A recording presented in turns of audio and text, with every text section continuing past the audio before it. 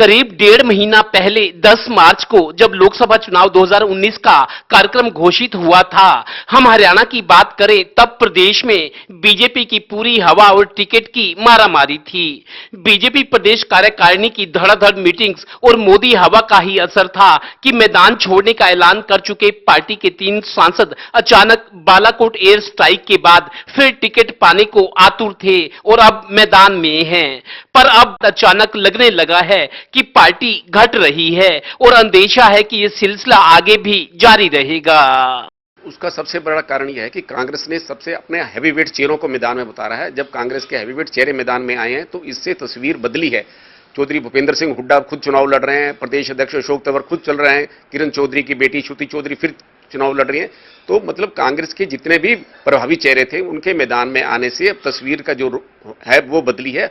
हम GT road पर चंडीगढ़ से दिल्ली की ओर चले तो अंबाला के उम्मीदवार रतनलाल कटारिया हालांकि मोदी के चेहरे पर ही चुनाव लड़ रहे हैं और आश्वस्त हैं कि वो जीत जाएंगे, पर उनकी खिलाफत और बड़बोलापन ऊपर से मजबूत कांग्रेस प्रत्याशी कुमारी शैलजा का होना उनके लिए घातक साबित हो सकता है। जीटी बेल्ट की अगली सीट कुरुक्षेत्र है। यहाँ बीजेपी प्रत्याशी थोड़ा सुखद स्थिति में जरूर हैं, पर जजपा, इनेलो और कांग्रेस के प्रत्याशी उलटफेर कर सकते हैं। उनकी भूमिका भी अभी यही दिख रही है।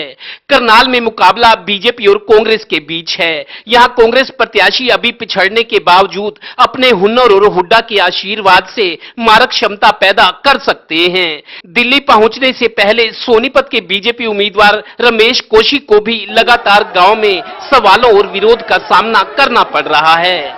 यानी बीजेपी के लिए स्थितियां आगे चलकर उतनी अनुकूल नहीं रहेंगी।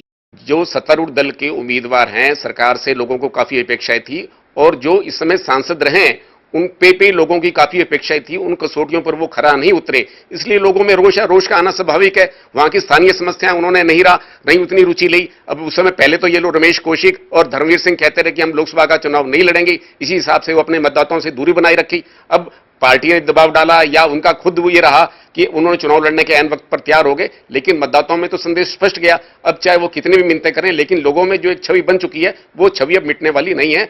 भिवानी महेंद्रगढ़ सीट को लेकर अभी से कांग्रेस प्रत्याशी के पक्ष में माहौल बनने की चर्चाएं सुनी जा रही हैं। हिसार में बीजेपी प्रत्याशी के बारे में भी ज्यादा उत्साह जगाने वाली बातें सुनने को नहीं मिल रही।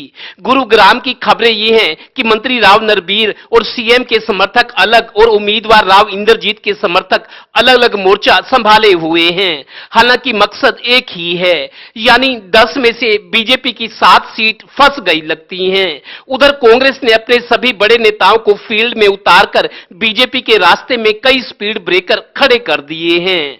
यानी जमीनी हकीकत यह है कि हरियाणा में बीजेपी अब घटती दिख रही है और आगे ये सिलसिला जारी रहेगा मुमकिन है।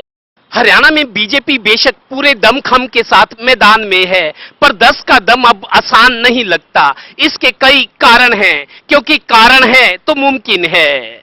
कैमरामैन धर्मवीर के साथ Devendra Kathoria, total news, Panipat bureau.